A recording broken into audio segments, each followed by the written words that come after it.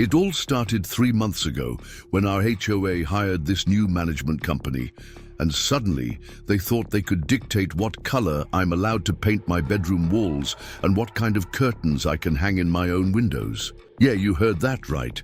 They actually tried to control the inside of my house, but what happened next is absolutely insane. And honestly, I'm still shocked at how far they were willing to go just because I stood my ground.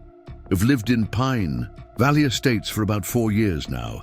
It's your typical suburban neighborhood in Northern Virginia. Nice homes, well-maintained lawns, and generally friendly neighbors. Sure, we had an HOA, but they were mostly hands-off. The occasional reminder to trim your hedges or not to leave your Christmas lights up until March. Nothing crazy. I actually chose this neighborhood because it seemed laid back compared to other communities in the area. That all changed when Meridian Property Management took over our HOA operations. The first red flag should have been the way they announced it.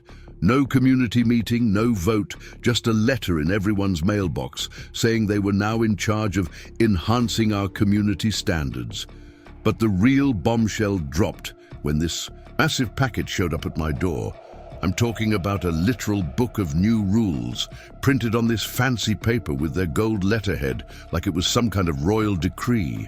At first, I thought it was junk mail, but as I started reading through it, my jaw literally dropped.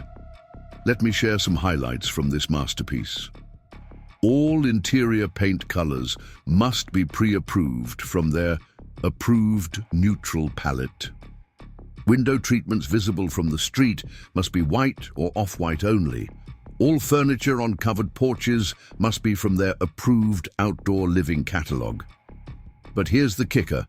They wanted to conduct quarterly interior aesthetic inspections to ensure compliance with their new standards. I actually had to read that last part 3 times because I couldn't believe what I was seeing. They wanted to come inside my house 4 times a year to make sure my throw pillows matched their approved color scheme. Was this some kind of joke? I immediately texted my neighbor Rachel, who lives 2 doors down. "Have you seen this circus? Heck, they're calling HOA rules?" I wrote. She responded within seconds, "These people have lost their minds. Mark is absolutely furious about the porch furniture thing. We just bought our new set last month." Now, I'm generally a pretty easygoing person. I follow reasonable rules, keep my yard neat, and try to be a good neighbor. But there was absolutely no way I was going to let some management company dictate what color I could paint my bedroom or demand to inspect the inside of my house. The next morning, I decided to be proactive and professional about this. I wrote a polite email to the new HOA manager, Catherine Morton, asking about the legal basis for these new rules, especially the interior inspections. I mentioned that I couldn't find anything in our original HOA covenants that allowed for this level of control. The response I got back still makes my blood boil when I think about it. "Dear Mr. Thompson," she wrote, "thank you for your inquiry. The new guidelines have been implemented under Section 8.3 of the Community Enhancement Initiative. Compliance is not optional. We look forward to scheduling your first interior inspection within the next 30 days. Best regards, Catherine Morton, Community Standards Director." That's when I knew this wasn't just some overzealous HOA board. This was a power grab. Plain and simple. And something about the way she wrote, "Compliance is not optional," set off every alarm bell in my head. Little did I know, this was just the beginning of a battle that would take over my life for the next 3 months. Remember how I mentioned finding something interesting in my homeowner's documents? Well, after that condescending email from Catherine Morton, I decided to do some serious digging. I'm talking about spending an entire weekend going through every single piece of paper I received when I bought this house. And let me tell you, it paid off in ways I never expected. But let me back up for a second. Before I made this game-changing discovery, I wanted to see how other neighbors were handling this situation. It turns out I wasn't the only one being pushed around.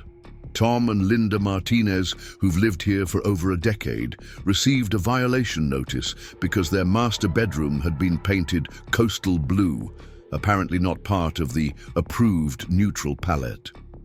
The Wilsons down the street were told their vintage porch swing needed to be removed because it wasn't from the official catalogue. And poor Mrs. Chen, a retired teacher who lives alone, was in tears because they threatened to fine her $200 per day for having bamboo curtains that had been in her family for generations.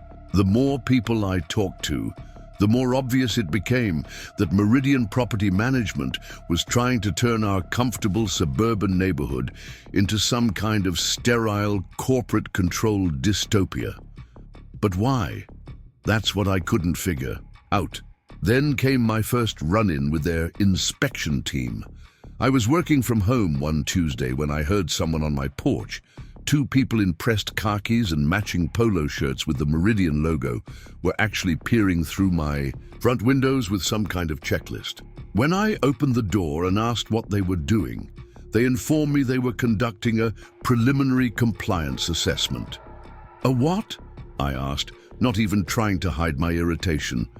We're documenting visible interior elements that will need to be addressed before your scheduled inspection, one of them said, like it was the most normal thing in the world. For example, we can already see that your living room curtains are navy blue, which is not an approved color. That's when something in me snapped. I told them they were trespassing and needed to leave immediately. They tried to argue that they had authority under the new guidelines, but I stood my ground. Finally, they left, but not before taking pictures of my house and making notes on their clipboard.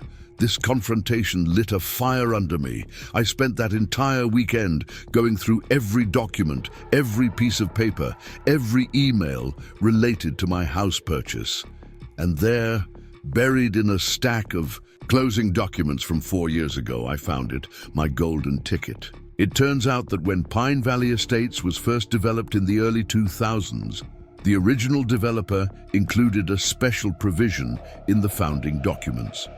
Section 12(7), subsection C stated that any changes to the HOA's scope of authority would require a 75% approval vote from all homeowners, not just the board. And get this, interior regulations were specifically listed as requiring unanimous homeowner approval. I literally jumped out of my chair when I found this. This wasn't just some minor technicality.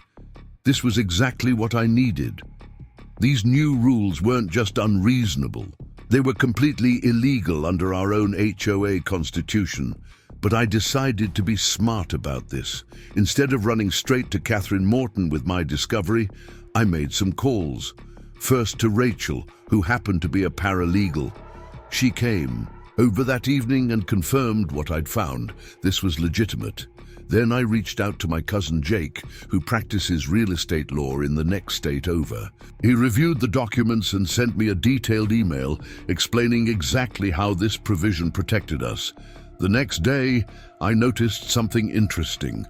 Those clipboard-wielding inspectors were making their rounds again, but they seemed to be targeting specific houses.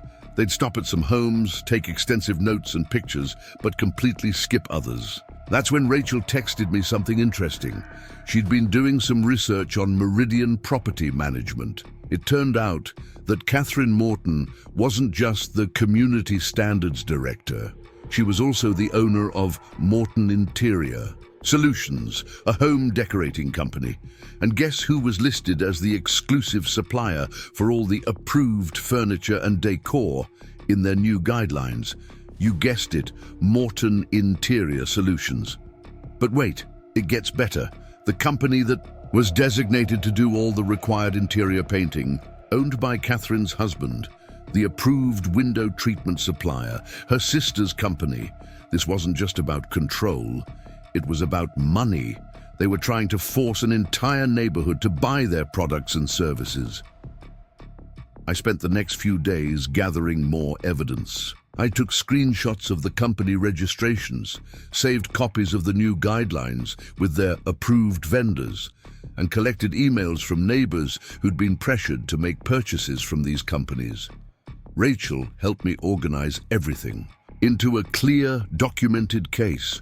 Then, just as I was preparing to confront the HOA board with all of this, they made their first big mistake. I received a certified letter stating that I had 72 hours to schedule my interior inspection, or they would begin issuing daily fines of $500. They even threw in a helpful brochure for Morton Interior Solutions, offering a special neighborhood discount on their services.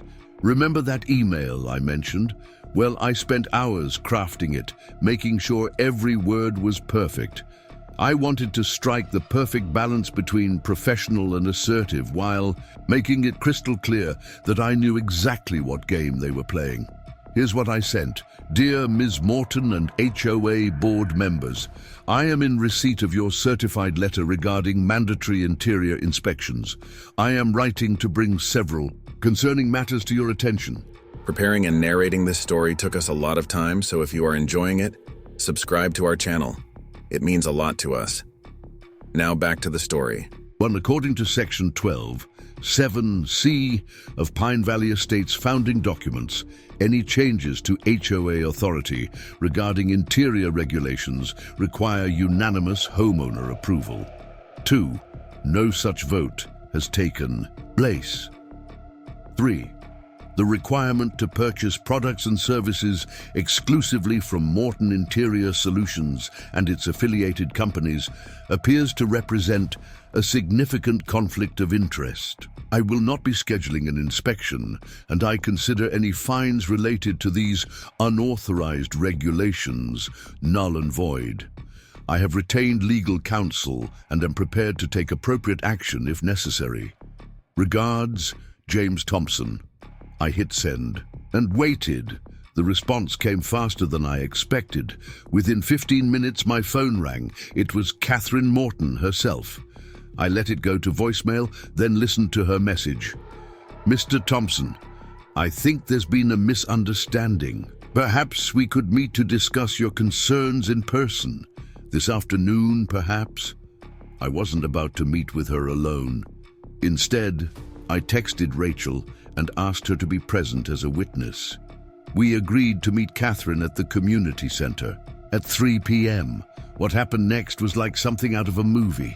Catherine showed up with 2 other people, a man who introduced himself as their legal counsel and one of the clipboard carriers I'd seen prowling around the neighborhood. She started with her practiced smile, speaking in that condescending tone I'd come to expect. Mr. Thompson, I think you're misinterpreting the founding documents. Our legal team has thoroughly reviewed everything, and I can assure you we're well within our rights to implement these changes. That's when Rachel stepped in. Actually, she said, pulling out her own copy of the documents, I'm curious about your interpretation of Section 12, 7C. Could you explain how you're bypassing the unanimous approval requirement? The smile on Catherine's face flickered for just a moment. Her lawyer started shuffling through his papers, looking increasingly uncomfortable. Then Catherine tried a different approach. James. May I call you James? We're all here for the same reason, to maintain and improve our community's standards. These changes will increase everyone's property values. In fact, homes in other communities we manage have seen up to 20% increases in value after implementing our programs. I couldn't help but laugh. You mean after forcing everyone to buy overpriced furniture and services from your family's companies? That hit a nerve. Catherine's face turned red, and she stood up abruptly. Mr. Thompson, if you're implying something improper— I'm not implying anything, I interrupted. I'm stating facts. We've documented the connections between Meridian Property Management and every single approved vendor in your new guidelines. Would you like to see the business registration documents? The lawyer whispered something in Catherine's ear, and her whole demeanor changed. Perhaps we've gotten off on the wrong foot, she said, forcing another smile. Let's table the interior inspection requirement for now, but the other guidelines— are equally invalid without proper homeowner approval. Rachel finished for her. The meeting ended shortly after that, but I knew this wasn't over. That night, I created a private Facebook group for our neighborhood and started sharing what I'd discovered. Within hours, over 100 neighbors had joined. Stories started pouring in, people who'd been pressured to buy specific furniture, others who'd received violation notices for the most ridiculous things. Tom and Linda Martinez shared screenshots of emails where they'd been told their children's bedrooms needed to be repainted in approved colors within 30 days. Mrs. Chen posted photos of warning notices taped to her front door about her bamboo curtains. The Wilsons uploaded the estimate they'd received from Morton Interior Solutions for approved porch furniture at prices 3 times higher than retail. But the real bombshell came from Steve Parker, who served on the HOA board before Meridian took over. He revealed that the board had never actually voted to hire Meridian. Catherine Morton had simply shown up one day with paperwork she claimed was already signed and approved. The next morning, I woke up to find a bright orange violation notice stuck to my front door. Apparently, I was now in violation of a new community harmony clause for spreading misleading information and inciting neighborhood discord. A fine, $1,000 per day, until I took down the Facebook group. But they'd made another mistake. The violation notice was printed on Morton Interior Solutions letterhead, not HOA stationery. Clear proof that the lines between the HOA and Catherine's private business were completely blurred. I took photos of the notice and added them to the Facebook group. Within hours, local news stations were reaching out for interviews. Neighbors were organizing a formal petition to remove Meridian from power. The story was spreading like wildfire. Then things got really interesting. One of Catherine's clipboard carriers, let's call him Mike, reached out to me privately. He had documentation showing that Meridian was charging our HOA for inspections at 3 times the normal rate, and that Catherine was pocketing the difference. Just when I thought things couldn't get more intense, Catherine Morton decided to show us just how far she was willing to go. Remember that Facebook group I mentioned? Well, it had grown to over 200 members, practically the entire neighborhood, and people were sharing more evidence by the hour. That's when things got really personal. It started with my internet suddenly going out. When I called the provider, they told me something strange. Apparently, someone claiming to be from the HOA had called to say my house was being decommissioned and had requested service termination. I managed to get that sorted out, but it was just the beginning. The next day, I came home to find my driveway blocked by a massive dumpster. No warning, no explanation, just a giant metal box preventing me from parking at my own house. When I called the dumpster company, they said they had an order from community management claiming my house was scheduled for renovation. But here's where Catherine really showed her hand. That same evening, every house in Pine Valley Estates received an urgent community notice on official-looking letterhead. It was a 3-page letter detailing how I was a community agitator who was threatening property values with my baseless accusations. The letter even included carefully edited screenshots from the Facebook group, taken completely out of context. Rachel called me immediately after receiving her copy. "James, this is actual defamation," she said.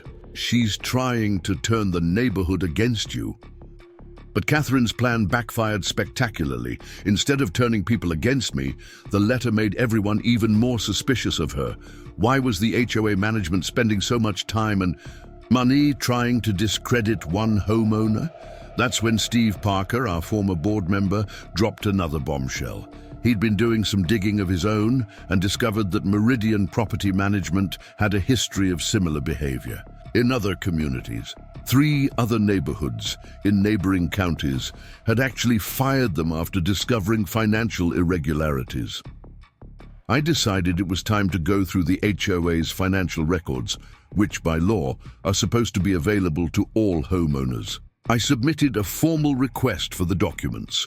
Their response, a letter stating that I would need to pay $2,500 in administrative fees to access the records. They can't do that, Rachel said when I showed her the letter. State law requires them to provide these documents at reasonable cost. We were discussing our next move when Mike, the former clipboard carrier, reached out again. This time, he had something even bigger. Internal emails showing that Catherine was planning to place liens on the homes of anyone who refused to comply with the new regulations. She's done this before, Mike explained. She creates these impossible regulations, forces people to spend money at her companies, and if they refuse, she tries to take their homes. The previous neighborhoods caught on too late. People actually lost their houses. I felt sick to my stomach. This wasn't just about paint colors and curtains anymore. This was about people's homes, their lives. That night, I couldn't sleep. I kept thinking about Mrs. Chen, the Martinezes, all my neighbors who could lose everything if we didn't stop this. The next morning, I made 3 important calls. First, to a real estate attorney who specialized in HOA disputes. Second, to a local news investigative reporter who'd been sniffing around the story. And third, to my insurance company to make sure my homeowner's policy covered legal expenses. But Catherine wasn't done yet.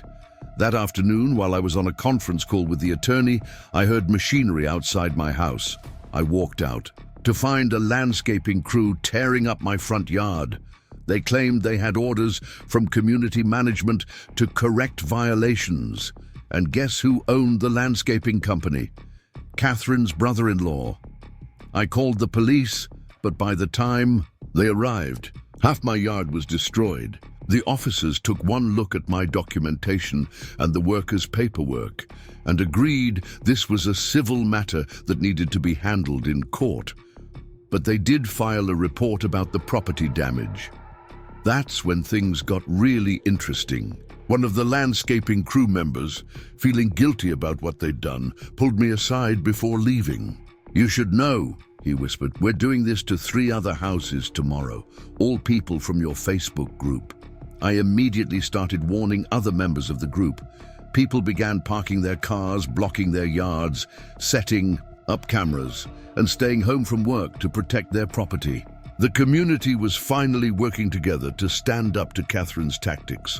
But the real game changer came from an unexpected source. Remember those clipboard carriers who'd been doing inspections? Turns out they weren't licensed property inspectors at all. They were employees from Morton Interior Solutions, posing as official inspectors to drum up business for Catherine's company. One of them, feeling guilty about the whole scheme, came forward with a USB drive full of evidence. It contained everything: fake inspection reports, inflated invoices, emails discussing how to pressure homeowners into buying from Catherine's companies, and even a spreadsheet tracking which homes they planned to put liens on. Catherine's last desperate move was something none of us saw coming, and it shows just how far some people will go when they feel their power slipping away. Let me tell you what happened. Just as we were building our legal case with all the evidence, an emergency HOA meeting notice appeared in everyone's mailbox. The meeting was scheduled for 10 a.m. on a Tuesday, when most people would be at work. According to the notice, there would be a critical vote on community governance that required immediate attention. Fortunately, between our Facebook group and text chains, we were able to warn everyone that this was likely another manipulation attempt. People started calling in sick to work, rearranging schedules, and planning to attend.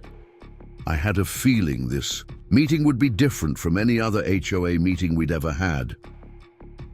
The day before the meeting, I received an interesting call from Lisa, one of the HOA board members, who had been suspiciously quiet throughout this whole ordeal. She wanted to meet privately, and what she told me changed everything. Catherine doesn't just want to enforce these rules. Lisa explained, her hands shaking as she showed me a stack of documents. She's trying to push through a complete HOA restructuring. Under the new structure, Meridian would have permanent control, and homeowners would lose their voting rights entirely. The documents Lisa shared were shocking. The critical vote wasn't just about the interior inspection rules. It was about giving Meridian Property Management complete, irrevocable control over our community. The contract would bind every homeowner to a 20-year agreement with Meridian, with automatic renewal clauses that made it nearly impossible to terminate. She's done this before, Lisa continued. 3 other communities.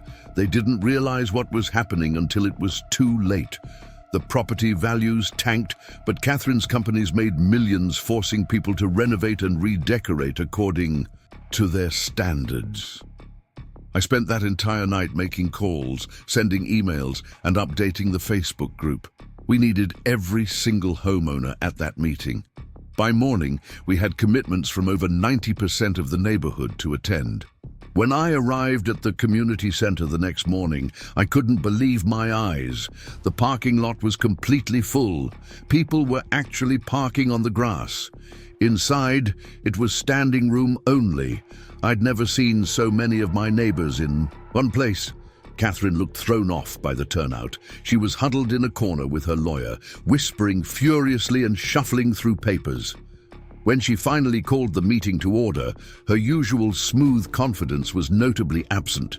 "Before we begin," she announced, "I must inform you that only homeowners current on their dues and without any violations can vote today." That's when Rachel stood up. "Actually," she said, holding up a copy of our HOA bylaws, "that restriction only applies to regular board elections, not special meetings affecting HOA governance. Every homeowner has the right to vote today." Catherine's face turned red. "This meeting is being conducted under the new guidelines, which were never legally adopted," I interrupted, standing up. "And we have evidence that Meridian Property Management was never legally hired to manage this community in the first place." That's when all hell broke loose. People started shouting, demanding explanations. Mrs. Chen stood up and told everyone about how Catherine's approved window treatment company had quoted her $3,000 for basic white blinds. The Martinezes shared their story about being threatened, with liens over their children's bedroom paint colors. But the real showstopper came when Mike, our whistleblower from the inspection team, walked in. Catherine's face went pale.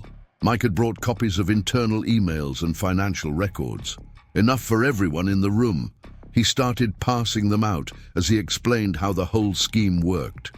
Every violation notice, every required renovation, every approved product. It all funnels money directly to Catherine's companies, he explained. The inspection teams don't work for the HOA. We work for Morton Interior Solutions. We were trained to find violations that would require homeowners to buy from Catherine's companies. Catherine tried to shut the meeting down, claiming it was out of order, but no one was listening to her anymore. The community had found its voice. Tom Martinez, who turned out to be a retired judge, took control of the meeting. He called for an immediate vote, not on Catherine's proposed changes, but on terminating Meridian's contract and launching a full audit of the HOA's finances. The vote wasn't even close. Out of 217 homeowners present, 215 voted to remove Meridian immediately. The only 2 votes against were from Catherine's relatives who owned houses in the community. But Catherine wasn't going down without one final fight. As the votes were being counted, she pulled out one last document, a contract allegedly signed by the previous board that gave Meridian irrevocable authority over the community for the next 2 decades. That's when Lisa stood up again. "That contract," she said, her voice shaking but clear, "was never signed by the board. I have proof that Catherine forged those signatures." The room went completely silent. Catherine's lawyer quietly gathered his things and left. Catherine started threatening everyone with lawsuits, but her words had lost their power. No one was afraid anymore. The next few hours were intense but productive. We elected an interim board, voted to hire a forensic accountant, and began the process of untangling our community from Catherine's web of companies. Remember when I said the audit would reveal even more shocking discoveries? Well, buckle up, because what we found was beyond anything we could have imagined. The forensic accountant we hired, Mr. Rodriguez, spent 2 weeks going through every single transaction, and what he uncovered was staggering. First, remember those administrative fees Catherine was charging for accessing HOA records. Turns out that money wasn't going to the HOA at all. It was being funneled directly into a separate account under Morton Interior Solutions. But that was just the tip of the iceberg. The landscaping company owned by Catherine's brother-in-law had been billing our HOA for weekly maintenance on a community park that didn't even exist. We're talking about $4,000 a month for maintaining a fictional park. The invoices even included detailed line items for seasonal flower rotation and water feature maintenance. But here's where it gets really interesting. Mr. Rodriguez discovered that Catherine had actually created a network of shell companies, all interconnected, all feeding off our HOA dues. The approved window treatment company? It was just a website. They didn't even have a real inventory. When people ordered from them, Catherine's main company would just buy regular products from big box stores and mark them up by 300%. This is one of the most sophisticated schemes I have seen, Mr. Rodriguez told us during an emergency board meeting. They created an entire fake supply chain, all leading back to the same source. The numbers were shocking. In just 3 months of managing our HOA, Catherine's various companies had extracted over $180,000 from our community through inflated fees, fake services, and forced purchases. And that was just what we could track. But the real bombshell came when we started receiving calls from other communities. Apparently, our Facebook group had caught the attention of homeowners in other neighborhoods managed by Meridian. They started doing their own investigating, and similar patterns emerged everywhere. Sarah Miller, a homeowner from Oak Ridge Commons, another Meridian-managed community, reached out with their story. They'd lost over $300,000 to Catherine's companies in just 6 months. Their community pool had been closed for required renovations. Renovations that were never actually done, despite full payment to yet another Morton-owned company. The local news couldn't resist the story. A reporter named David Chen had been following our situation, and when we shared the audit results with him, he launched a full investigation. It turned out Catherine had been running similar schemes in 3 different states, always staying just ahead of the authorities by moving from one community to another. That's when the FBI got involved. Yes, you read that right, the FBI. Apparently, mail fraud across state lines gets their attention pretty quickly. 2 agents showed up at our emergency board meeting, and they were very interested in our documentation. This goes beyond simple HOA fraud, one of the agents explained. We're looking at mail fraud, wire fraud, conspiracy, and possible racketeering charges. Catherine must have sensed the walls closing in because she made one last desperate attempt to cover her tracks. One night, security cameras caught 2 of her inspectors trying to break into the HOA office. They were apparently trying to destroy records, but they didn't realize we'd already moved everything off-site. The next day, Catherine sent out one final community-wide email. It was bizarre, a rambling manifesto about how she was protecting property values and how we were all too short-sighted to appreciate her vision. She claimed everything she did was legal and that we would regret challenging her authority, but her threats fell flat. We had the evidence, we had the FBI involved, and most importantly, we had our community united against her. The dominoes started falling fast after that. The State Attorney General's office opened an investigation. Other communities managed by Meridian started coming forward with similar stories. Catherine's entire network of companies began to unravel. One by one, her employees started turning on her. The clipboard carriers, the fake inspectors, even her own assistant. They all started cooperating with investigators. Each new revelation was more shocking than the last. Remember Mike, our whistleblower? He provided emails showing that Catherine had an actual playbook for taking over HOAs. Step one was always the same: introduce outrageous rules that would force people to buy from her companies. Those who resisted would be buried in fines and violations until they either complied or were forced to sell their homes. The most disturbing part: she had a list of target communities, complete with detailed plans for taking control of each one. Pine Valley Estates was just the beginning. She had plans to expand her scheme across the entire state. But here's the thing that really got to me. In all her emails, in all her internal documents, there wasn't a single mention of the actual homeowners. We weren't people to her. We were just sources of revenue, numbers on a spreadsheet to be exploited. The FBI investigation was still ongoing, but they had enough evidence to act. They froze the assets of Meridian Property Management and all its associated companies. Catherine's empire was crumbling, and fast. Just when we thought we'd uncovered everything about Catherine's scheme, a mysterious email arrived in my inbox. That changed everything. It was from someone claiming to be a former Meridian employee, but this wasn't just another whistleblower. This person had evidence of something much bigger. The email contained a password-protected file and a message. What you discovered in Pine Valley Estates isn't isolated. This goes all the way to the top. Check the shell company's registration addresses. I forwarded the email to Mr. Rodriguez, our forensic accountant, and Rachel.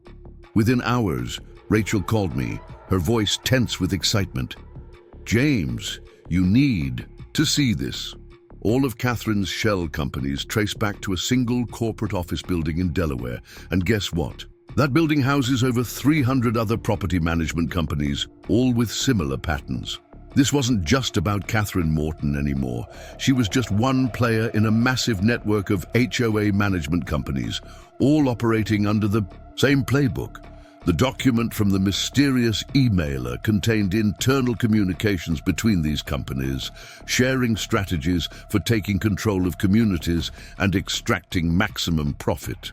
They call it the network, Rachel explained. It's like a franchise operation for HOA fraud. They target communities in different states using the same tactics Catherine tried with us. The interior inspection rules, the approved vendor lists, the selective enforcement. It's all part of their standard operating procedure. I immediately called Agent Thompson, our FBI contact. He wasn't surprised. "We've been tracking similar operations across the country," he said, "but we've never had enough evidence to connect the dots. This could be the break we've been waiting for." The next day, I received another unexpected visitor, Linda Crawford, a resident from a community in Maryland that had fallen victim to one of these companies. Her story was eerily familiar: sudden rule changes, mandatory interior inspections, approved vendor lists. But in their case, the scheme had succeeded. Dozens of families had been forced to sell their homes after being buried in fines and violations. They target specific types of communities, Linda explained. Established neighborhoods with good property values but aging leadership. They wait for long-time board members to step down, then swoop in with promises of professional management and enhanced property values. Nay, working with the FBI, we started mapping out the network's operation. It was like uncovering a corporate virus that had been quietly spreading through suburban America. These companies would: 1. Identify vulnerable communities. 2. Install their management companies through manipulated contracts. 3. Implement their standardized rule changes. 4. Force homeowners to use their network of vendors. 5. Generate massive profits through kickbacks and inflated fees. But here's where it got really interesting. Remember that corporate building in Delaware? Agent Thompson's team discovered that it was owned by a private equity firm specializing in community management investments. This firm had been quietly buying up HOA management companies across the country, implementing their predatory playbook and extracting millions from unsuspecting homeowners. The evidence from our mysterious emailer proved crucial. It included internal training documents showing how these companies taught their employees to manipulate HOA boards, pressure homeowners, and hide their connections to their network of vendors. One particularly disturbing document outlined their resistance management strategies, essentially a guide for dealing with homeowners who fought back. It included tactics like selective enforcement of rules to isolate troublemakers, using emergency meetings to push through changes when people couldn't attend, creating fake violations, to discredit vocal opponents, manipulating property values through targeted enforcement. Catherine, it turned out, was one of their star performers. She had successfully implemented their playbook in multiple communities before reaching Pine Valley Estates. But she had made one crucial mistake. She got greedy and tried to move too fast. Most of these companies play a longer game, Agent Thompson explained.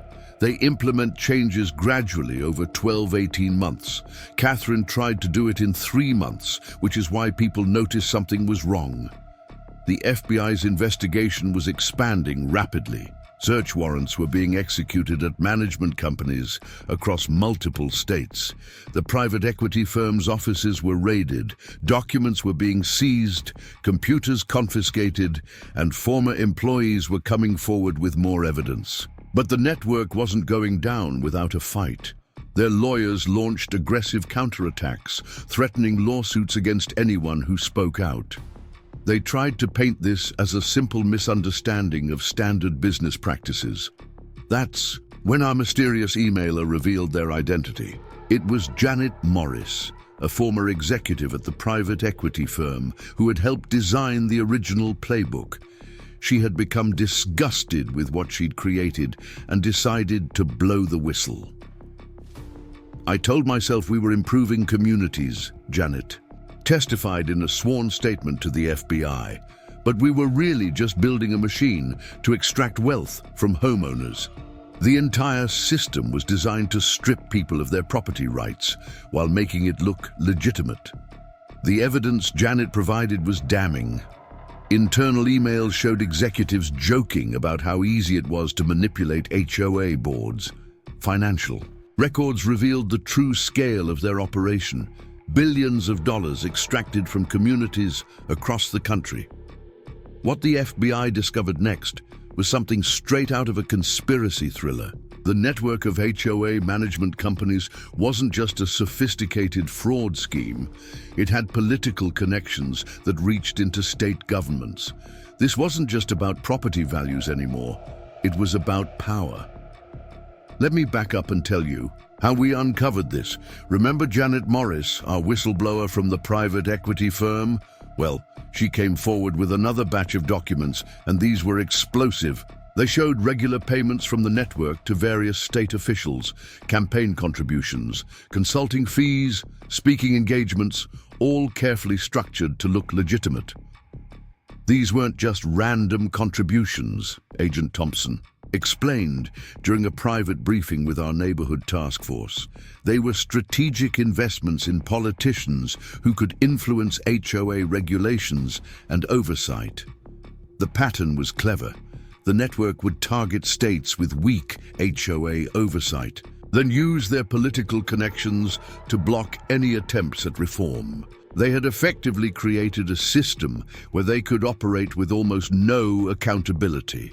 But here's where it gets really interesting. One morning, I received an urgent call from Rachel. "James, you need to see this," she said, her voice tense. I've been going through the political donation records Janet provided. Guess who was on the State Housing Committee that blocked the HOA reform bill last year? It turned out that Catherine Morton's cousin was a state representative who had actively fought against stronger HOA regulations. The same regulations that might have prevented everything that happened in our community. The next day, I met with Mr. Rodriguez and Agent Thompson at a local coffee shop. We'd learned not to trust the privacy of our community center anymore. Mr. Rodriguez had been analyzing the financial connections between the network and various state officials. It's like a spider web, he explained, spreading out his charts. Every time a community tried to fight back, someone with connections to the network would step in to shut it down. Planning board decisions, local ordinances, state regulations, they had influence everywhere. The numbers were staggering. Over the past 5 years, the network had made over $12 million in political contributions across 15 states, spent $8 million on lobbying against HOA reform, created dozens of shell companies to hide their political activities, placed their people on key regulatory boards, but they had made one crucial mistake. In their effort to expand quickly, they'd gotten sloppy with their paperwork. Janet had found emails discussing the need to clean up their political payment records before an internal audit.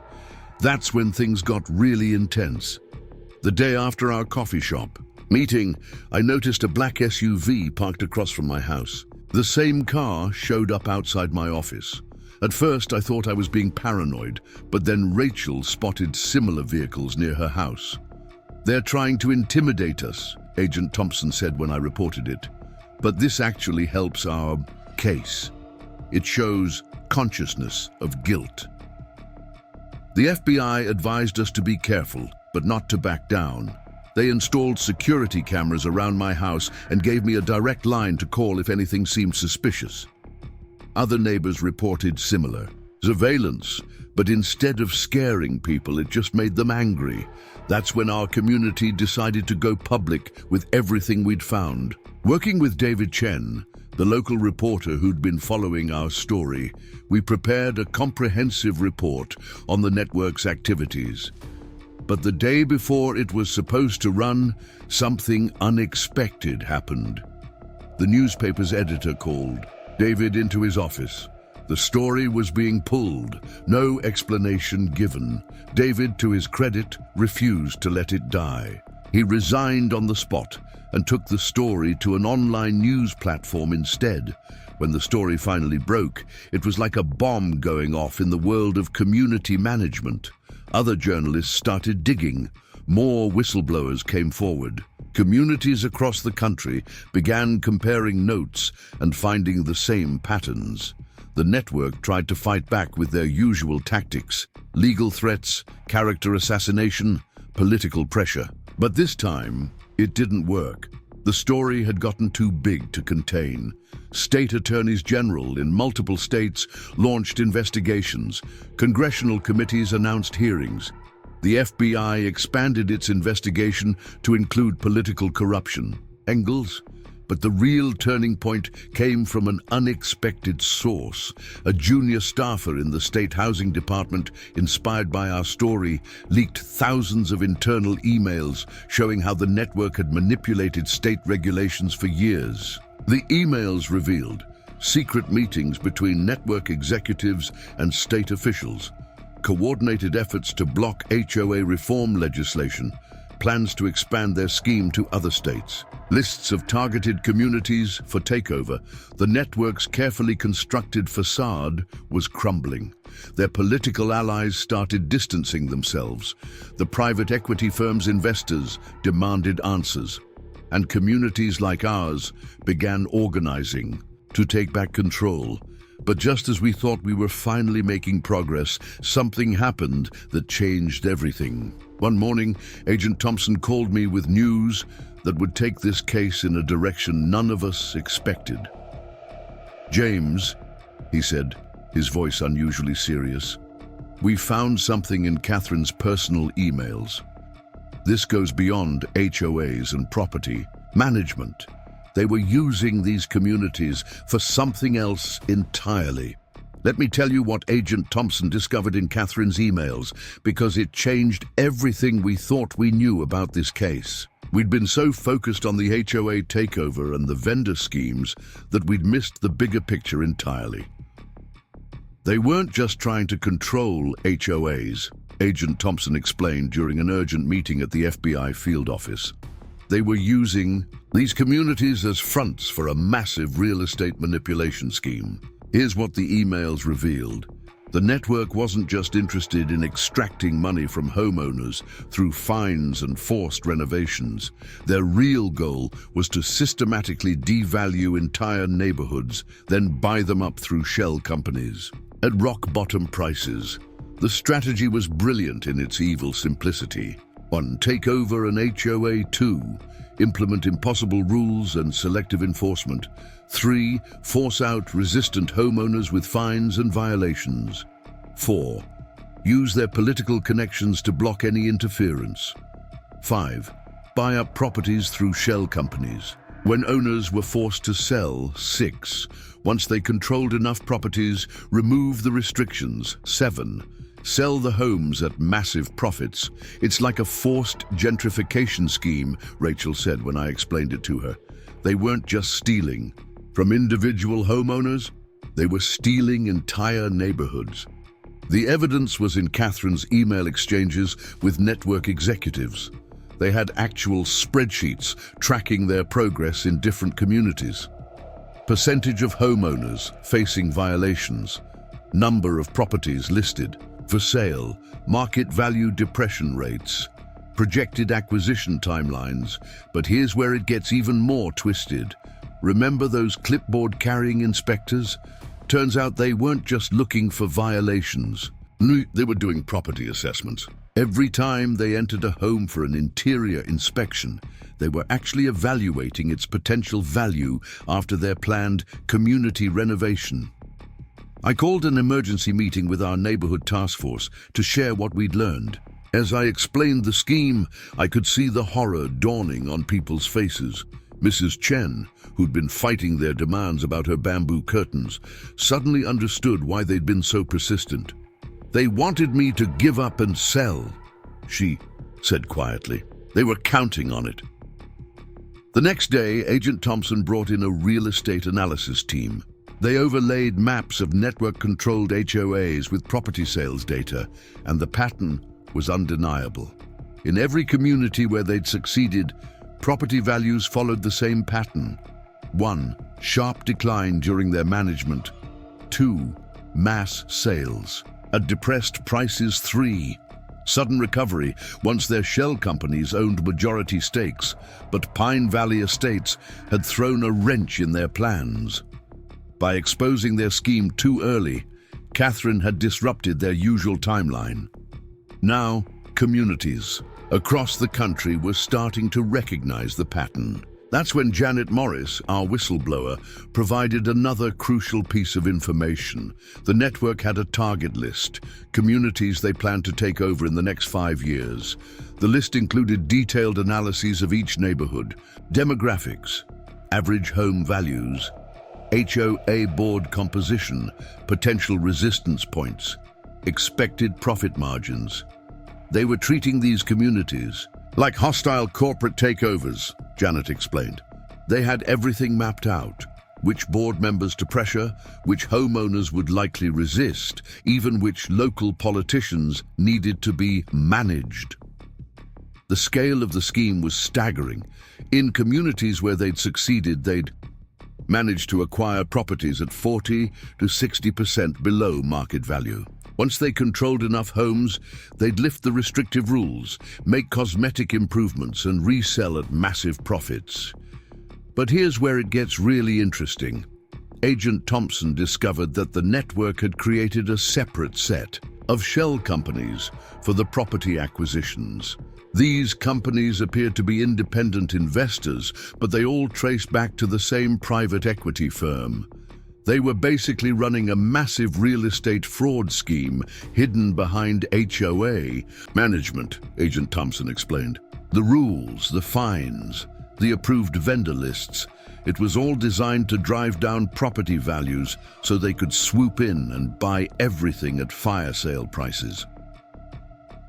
The FBI's investigation was now expanding to include real estate fraud and market manipulation.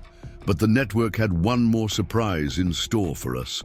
Late one night, I received an encrypted email from an anonymous source. The attachment contained internal documents from the network's planning department. What I read made my blood run cold. Pine Valley Estates wasn't just another target. It was meant to be their model community. They had plans to use our neighborhood as a showcase for investors, demonstrating how effectively their scheme could work. That's why Catherine had moved so aggressively. That's why they'd been so desperate to shut us down when we started fighting back. We weren't just exposing their scheme in our community, we were threatening their entire expansion plan. What Agent Thompson's team discovered in the network's financial records would end up making national headlines. It wasn't just about devaluing properties anymore. They had uncovered a sophisticated international money laundering operation disguised as community management. The real estate scheme was just the surface, Agent Thompson explained during an urgent late-night meeting. These HOA takeovers were being used to clean millions in dirty money from overseas investors. Here's how it worked. Foreign investors would pour money into the private equity firm through a maze of shell companies. The firm would then use this money to buy up devalued properties through their HOA schemes.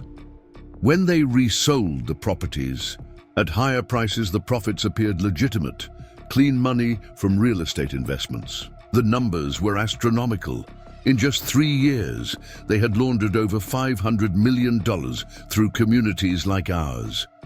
Pine Valley Estates was supposed to be their newest pipeline. But it got even more complicated. Mr. Rodriguez had been analyzing their financial structures and found something disturbing. They created a perfect closed loop, he explained, spreading out his diagrams. The same shell companies that were buying properties were also owning shares in their approved vendor companies. They were basically paying themselves and cleaning money at every step. That's when things got really intense. The day after this discovery, I noticed something strange on my home security cameras. At 3 a.m., someone had tried to access my home office through a window. The police found sophisticated lock-picking tools left behind. They're getting desperate, Agent Thompson said. You've got evidence that could bring down their entire operation. The FBI immediately provided protection for key witnesses. Rachel, Janet Morris, and I were moved to safe locations. But the network wasn't just targeting individuals anymore. They were trying to destroy evidence on a massive scale. One morning, we woke up to news that a mysterious fire had broken out at the Delaware office building, housing their shell companies. But they had made a crucial mistake. In their hurry to destroy records, they'd triggered multiple backup systems. Everything was already copied to secure servers, Agent Thompson said with a slight smile. They just added attempted evidence destruction to their charges. The investigation was now involving multiple federal agencies: FBI Financial Crimes Unit, IRS Criminal Investigation Division, Department of Homeland Security, Treasury Department's Financial Crimes Network. But the real breakthrough came from an unexpected source. Remember those clipboard-carrying inspectors? One of them had been secretly recording everything on his phone, hoping to protect himself if things went south. His recordings included private conversations between Catherine and network executives discussing their money laundering operations. In one particularly damning recording, Catherine could be heard saying, "The beauty of this system is that no one looks too closely at HOA management. As long as we keep the paperwork clean and the politicians happy, we can move as much money as we want." The evidence was mounting rapidly. Bank records showing circular transactions, emails discussing cleaning procedures, recording of meetings with foreign investors. detailed money flowcharts. But the network still had one card left to play. They launched a massive disinformation campaign, trying to paint us as conspiracy theorists, trying to destroy property values. They hired social media influencers to discredit our claims and even created fake news websites to spread their narrative. That's when our community decided to fight back in our own way. We created a detailed website documenting everything we'd discovered, including timeline of events, copies of fraudulent documents, audio recordings, financial analysis, witness statements. The website went viral within hours. Other communities started coming forward with similar stories. The network's carefully constructed facade was crumbling fast, but the most dramatic moment was yet to come. During a routine evidence review, Agent Thompson discovered something in Catherine's personal email that changed everything. It was a message from someone high up in the network, someone whose name made even seasoned FBI agents pause. "This goes higher than we thought," Agent Thompson said, his face grave. "Much higher." The email revealed connections between the network and certain influential figures in the world of international finance, people who had the power to make problems disappear or to make people disappear. That's when things got really dangerous. The attempts to intimidate us became more aggressive. Strange cars following us, mysterious phone calls, subtle threats, but we refused to back down. We had come too far and uncovered too much to stop now. The truth needed to come out. Not just for our community, but for every neighborhood they had targeted. The discovery that changed everything came from an unexpected source. Late one night, I received an encrypted email from someone claiming to be the architect, the person who had originally designed the network's entire operation. Back in 2015, "I've been watching what you've uncovered," the email read, "but you're still missing the biggest piece of the puzzle. Check the property records for Pine Valley Estates before it was even built." I forwarded the email to Agent Thompson and Rachel, and we began digging into the historical records. What we found was shocking. Pine Valley Estates wasn't just randomly chosen for their scheme. Our entire community had been built specifically for this purpose. "Look at this," Rachel said, pulling up old land records. The original development company was a subsidiary of the same private equity firm that's behind the network. They've been planning this for nearly a decade. The implications were staggering. Our neighborhood had been designed from the ground up as a money laundering operation. The HOA structure, the property layouts, even the original CC&Rs, covenants, conditions, and restrictions, everything had been carefully crafted to make their eventual takeover easier. Agent Thompson brought in a team of forensic architects to analyze the original development plans. They found subtle but significant differences between our community's design and normal suburban developments. Strategic placement of properties for maximum control, unusual legal easements built into the deeds, hidden infrastructure for surveillance, carefully structured HOA bylaws with buried clauses. But here's where it gets really interesting. The architect turned out to be Maria Gonzalez, a former urban planning professor who had been recruited by the network in its early days. She had originally believed she was designing communities for sustainable living, but gradually discovered the truth. "They used my expertise to create the perfect framework for their scheme," Maria explained during a secured video call. Every aspect of these communities was designed to facilitate control and value manipulation. Maria had kept detailed records of everything: architectural plans, legal frameworks, financial projections. She had been watching our investigation from the beginning, waiting to see if we would uncover enough to make her information meaningful. The evidence she provided was damning. Original design documents showing planned control points, meeting recordings with network executives discussing the long-term strategy, financial projections showing expected Money laundering volumes, lists of other communities built using the same template, but the network wasn't going down without a fight. The day after we received Maria's evidence, a team of lawyers representing the development company showed up at my door with cease and desist orders. They claimed Maria's documents were proprietary information and demanded their return. That's when Mr. Rodriguez made another crucial discovery. The development company's financial records showed a pattern of artificial cost inflation during construction.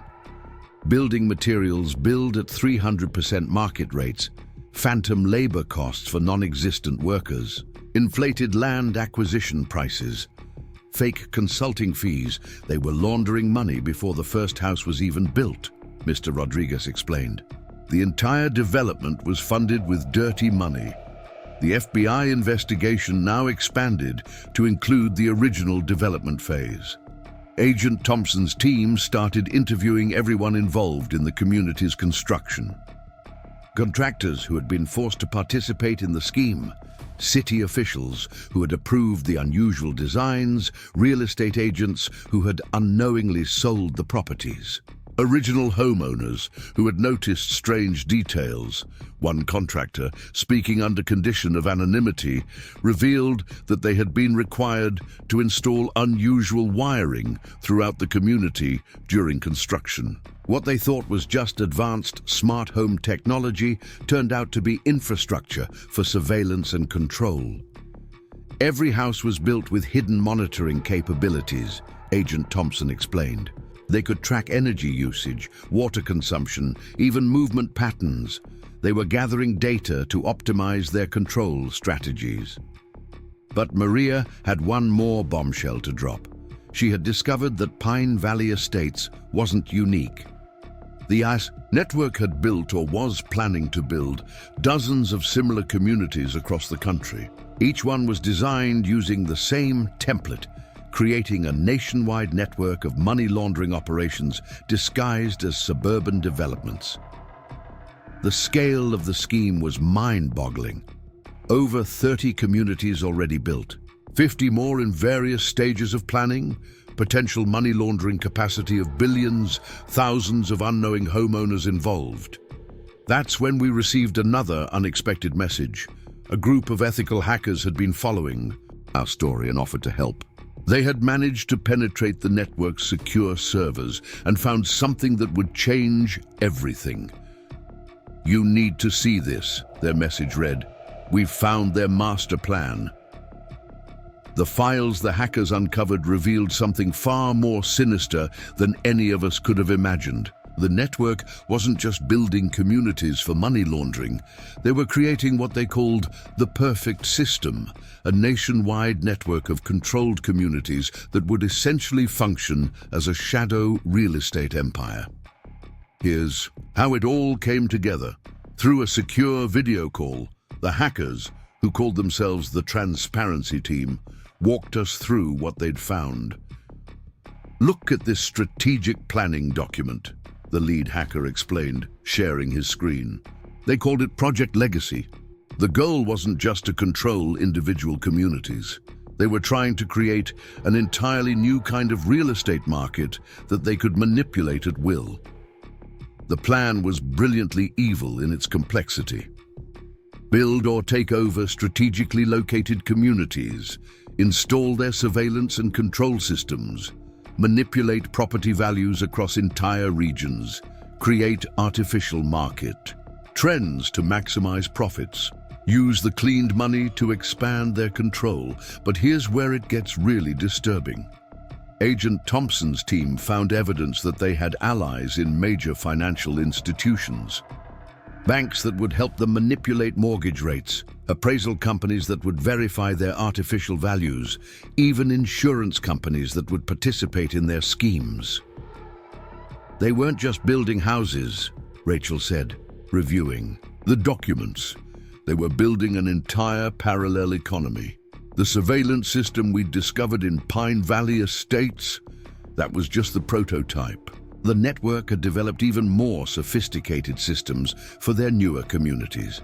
AI-powered behavior monitoring, predictive analytics for property values, automated enforcement systems, social influence tracking.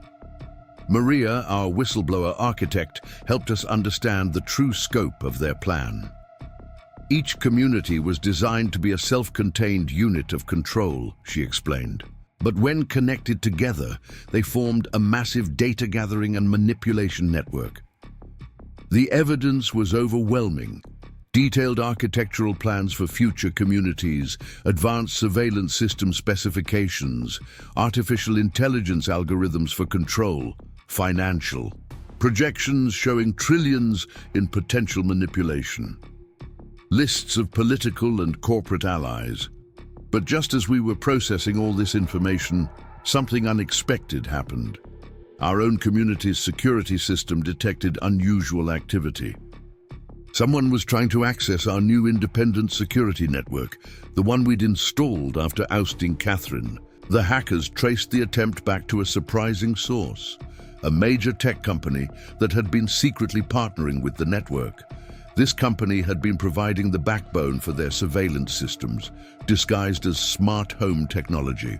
That's when everything started moving very fast. The FBI launched coordinated raids across multiple states.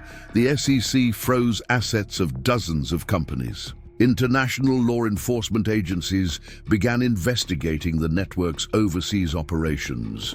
But the network had one final surprise for us. As the authorities closed in, their automated systems activated some kind of dead man's switch. Suddenly, communities across the country started experiencing bizarre system malfunctions. Security systems going haywire, smart home devices acting erratically, financial records being scrambled. Property records showing mysterious changes. Our community's new independent systems protected us, but others weren't so lucky. The network had essentially booby-trapped their entire operation. If they were going down, they were going to cause as much chaos as possible. That's when our community's story became national news. Reporters from major networks descended on Pine Valley Estates. We were being called the community that broke the perfect crime.